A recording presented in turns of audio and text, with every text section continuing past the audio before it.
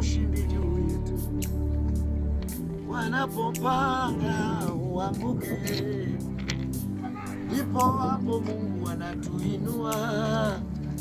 Mawazo ya waraka wa amani sisi tunyongwe, amesahau Bwana watu wazia mema, tutwalie mchola kwenye viganja vyake, tena ni kama kuku ameatamia vifaranga vyake. Hata vita ikija, hata adui akija, tuna wasiwasi maana tuko mikononi.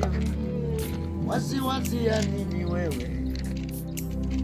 Na unawaza nini? Unatetemeka, unaogopa nini?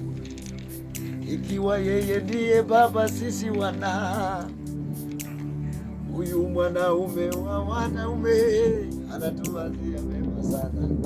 Baba wa upendo anatuwazia mema sana. Mungu wa baraka anatuwazia mema sana. Jehova Shalom, yeye ni baba mwema kwetu, anatuwazia mema Yesu.